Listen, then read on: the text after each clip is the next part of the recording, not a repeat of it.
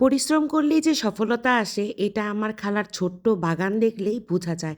খালা এত বেশি পরিশ্রম করে এই বাগানের পিছনে, সে ফজরের পরে ঘুম থেকে উঠে মাটি কুবিয়ে এখানে সার দিয়ে গোবর দিয়ে কতই না যত্ন করে তিনি।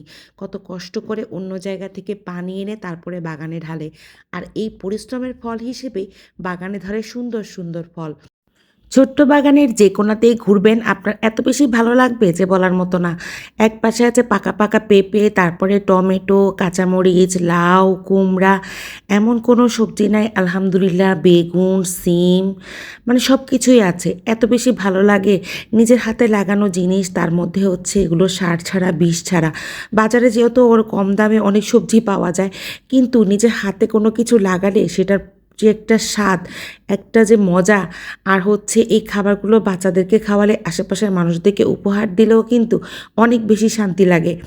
এই যে এখানে দেখছেন কত সুন্দর সুন্দর সিম, আমার খালা কিন্তু একা খায় না, সবাইকে দেয়। খালার ঘরের মধ্যে অনেক, মানে গেটের ভিতরে অনেক সুন্দর সুন্দর বাগান আছে। আমি ভিডিও করতে ভুলে গিয়েছিলাম, ওখানে ছিল ডালিম গাছ, পেয়ারা গাছ, পেঁপে গাছ, মালটা গাছ, লেবু গাছ, এমন কোনো গাছ নেই যে ছিল না। দেখুন কত সুন্দর সুন্দর বেগুন ধরেছে, দেখতে কত ভালো লাগছে, ঠিক না? যখন মনে হবে যে রান্না করতে যাব, দুইটা বেগুন ছিঁড়ে নিয়ে যদি মাছ দিয়ে ঝোল করেন, কত না ভালো লাগবে। বাজারের সবজি আর নিজের হাতে লাগানো সবজির মধ্যে কত পার্থক্য। এই যে টমেটোগুলো, এগুলো আস্তে আস্তে পাকবে, কাঁচা টমেটোর স্বাদও কিন্তু অনেক ভালো। তার মধ্যে যদি পেকে যায় তাহলে তো কোনো কথাই নেই। এত চমৎকার বাগান দেখে আমার তো অনেক ভালো লাগতেছিল। আমারও মাঝে, মাঝে ইচ্ছা করে এমন সুন্দর একটা বাগান হোক। আমি অনেক শখ করে আব্বার বাসার ছাদের উপরে অনেক সুন্দর বাগান করেছিলাম। কিন্তু নিয়তির পরিহাস, আমার বাগান করার হয়নি। তো যাই হোক, এই যে আমার কুট্টু সোনা কি সুন্দর বেড়ার ফাঁক দিয়ে ছুটে ছুটে বারবার আসতেছে। সেই দেখতে চাচ্ছে যে আমি কি করতেছি এখানে। আমি তো ভয় পাচ্ছি ও ব্যথা পায় কিনা। আম্মাকে নিয়ে কিছু সিম তুলবো। তো আমি চিন্তা করতেছি যেহেতু ঢাকায় চলে আসবো, কিছু সিম বা কিছু সবজি সাথে করে নিয়ে আসবো। ঘর থেকে ঝুড়ি নিয়ে আসছিলাম, আম্মাও হেল্প করতেছিল। তো এই সিমগুলো ছিঁড়তেছিলাম, ছিঁড়ে ছিঁড়ে ঝুড়ির মধ্যে নিতেছি। আম্মা বলতেছে বাড়তি সিম ছাড়া সিমগুলা পাইরো না, কারণ হচ্ছে এই সিমগুলা যদি নষ্ট হয়ে যায়, এর চেয়ে বরঞ্চ যখন বাড়তি হবে সবাই খেতে পারবে। তো একদম মাচার ভিতরে ঢুকে গেছি, ঢুকে তারপরে সিমগুলো পায়ে পায়ে নিয়ে আসতেছি। আরে কি যে মজার অভিজ্ঞতা, সেটা আসলে আপনাদেরকে বলে বুঝাইতে পারবো না।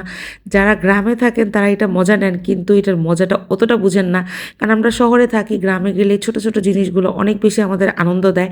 খালার এই যে দেয়ালের মধ্যে এই যে পুঁই শাকের গাছ হয়েছে, পুঁই শাকের বিচিগুলা খালারা খায় না, খালারা জানেও না কীভাবে খেতে হয়। আমি ওই পুঁই শাকের বিচি একদম পেরে পেরে নিয়ে আসতেছি, যেগুলা খেতে পারবো। তো পাকা কাঁচা সব মিলিয়ে নিয়ে আসতেছিলাম, বস্তা ভরে কচু নিয়ে আসছি। সব কিছু নিয়ে এসে তারপর ঢাকার দিকে রওনা দিয়ে দিছি। আলহামদুলিল্লাহ ঢাকার ভিডিওগুলো আবার ছাড়া শুরু করব। এর মধ্যেই হচ্ছে ঢাকা আসার পরে যে বললাম অসুস্থ হয়ে গেছিলাম, তাই অনেক ভিডিও আপলোড দেওয়া হয় নাই। তো এখানে যে আমাদের জন্য হাঁস রান্না করা হইতেছিল, খালু গ্রাম থেকে অনেক বড় একটা হাঁস নিয়ে আসছে। আমরা তো, খালা তো হচ্ছে শহরের দিকে থাকে।